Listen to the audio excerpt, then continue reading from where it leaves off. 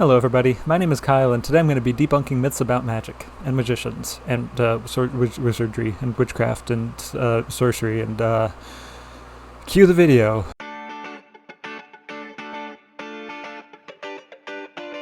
Have you ever heard that expression, the hand is quicker than the eye? That is one of the most outlandish claims that I've ever heard. It refers to sleight of hand pretty much, the secret moves that you don't see. Like, for example, when I make a coin disappear and then reappear behind your ear, that's sleight of hand.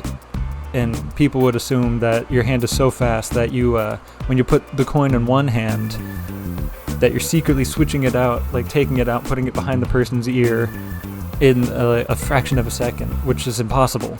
I looked it up. The speed of light is almost 300 million meters per second. That's insanely fast. What is that in miles? 186,000 miles per second. That's insane. No human can move that fast. Assuming your hand could move at 300 million meters per second, you could pull off some really cool stuff, but also you'd probably catch on fire. According to thefreedictionary.com, the hand is quicker than the eye is an expression associated with stage magicians in reference to sleights of hand that seem to occur faster than the audience is able to perceive. I know it's just a saying, like that's not even a myth, that's just a saying that people associate with magicians, but it's not true. The hand is not faster than the eye.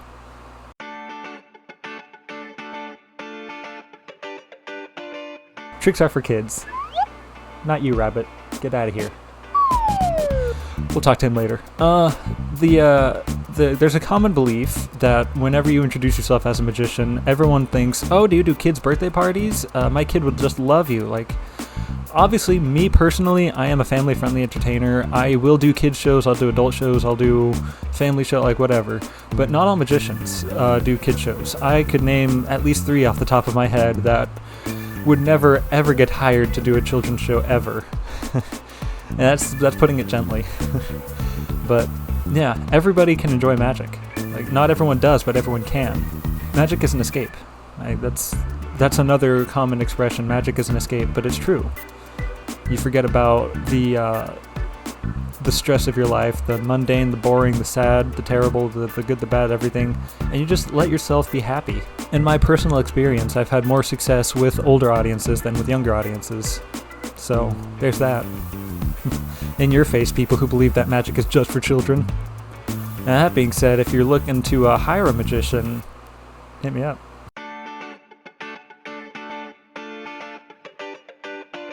Have you ever heard that expression, magic is all smoke and mirrors? What the heck does that mean? Apparently it's actually really fascinating. I'm not going to dive too deep into the history. I'm certainly not reading off the Wikipedia page because I have everything memorized and I know everything about this. But as I was doing research about this, I was really fascinated. Even as far back as the 16th century, magicians were using devices to create the illusion that there was a ghost, usually for seances.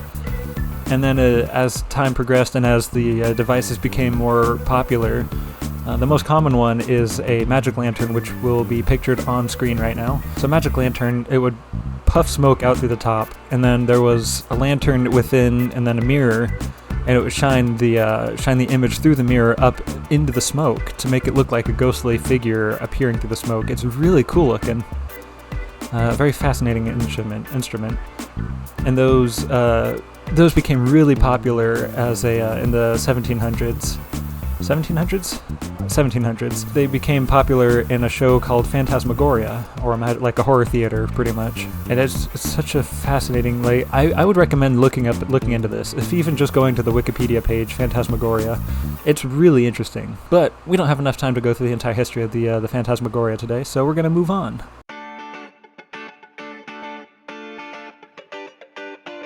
So pulling a rabbit out of a... Get out of here, Tricks Rabbit!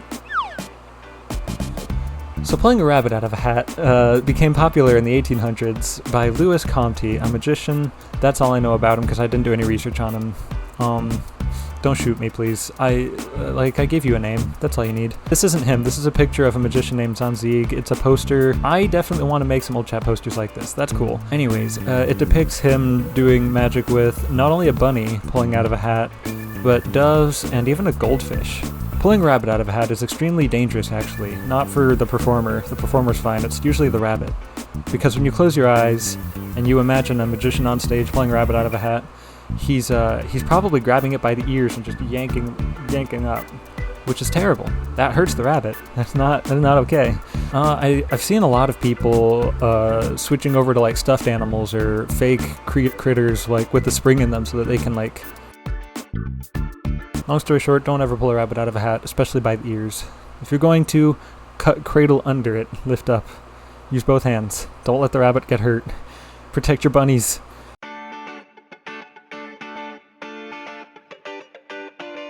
Being the smartest man in the room. Hi, I'm stupid. This one became really popular with Now You See Me. If anybody remembers that movie, those two movies. They're coming out with the third one too. That's not the case. You don't have to be smart to be a magician. It helps, I've heard, but trust me, you don't have to be smart to be a magician. But that's a harsh stereotype that a lot of people, I feel like, would deter a lot of other people from becoming a magician. Like, it's not a question of intelligence. There are different versions of intelligence too. Like, I'm not book smart. I'm certainly not street smart. I don't have many areas of intelligence. The type of intelligence that you need to be a smart magician, you get from just practicing, studying, doing research. Don't look at me, I'm a bad example. I literally only did research for this video, and I'm actively doing research as I'm recording, because I'm not the smartest man in the room. You pick up the skills that you need along the way, and then as you become more comfortable with what you do know, you start to branch out, learn more stuff. It's like with anything, really. You just have to study and practice and just get an understanding onto not only how to do the tricks, but also why they work. Studying the psychology of magic is fascinating too. I'd recommend it for anybody that wants to learn more about magic.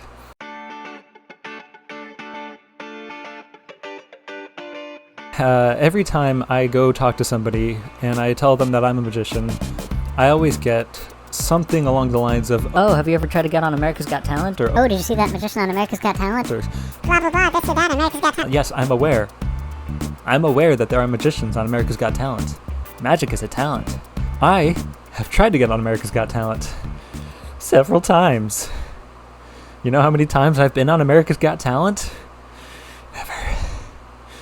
No, I don't. I truly don't mind. Like, at the time, it was before Old Chap. I feel like if I were to go audition again, I would stand a good chance of at least getting on the show, getting my act in front of the judges. But now I don't really want to, Like, I've thought about it, and it's like, yeah, it'd be cool. Yeah, that's about it. I'm not gonna win, that's for sure. Like, there are some insanely talented people on that show, but also, over the years, it feels like it's branched. Over the years, it feels like it's pushed further from talent to whoever has the saddest sob story. And I hate saying it. I really don't want to say that, but that's what it feels like. Like, I don't have a tragic backstory. I lived a pretty good life, honestly. I've stopped watching America's Got Talent, mostly because I don't have a way to watch it, but also I've lost interest. Like, I'm okay. I'm good. I'd rather just try to get my YouTube channel going, start booking shows locally, get my name out there. I want to start doing some online shows. Like, I've got some friends who, back when the quarantine was still mandatory, they were taking advantage of that and selling live, they were selling tickets to do shows on Zoom. And I have considered doing that. I know there's not much of a market anymore now that people can go outside again. But I've thought about it. It might happen. I suppose if America's Got Talent ever reached out to me, which I know isn't unheard of, it's possible, I would go for it. But as for me trying desperately to get on the show, sorry, Al, it ain't happening. Circling back to my YouTube channel, I want this to take off, and it's doing pretty well. I'm not gonna lie, it's been doing all right, but it can do better. How can it do better, you ask? You see that like button down below? Just click it. It's free. It takes no time at all. You lose nothing. I gain likes. Liking the video tells the YouTube algorithm, the gods of YouTube, says, hey, this guy's got some pretty good stuff. Maybe more people should see it. So the more likes I get, the more views I'll get later on. And the more subscriptions I get, that's definitely going to help. That's going to do it for this video. Thank you for watching, and I wish I knew how to end videos. Outro.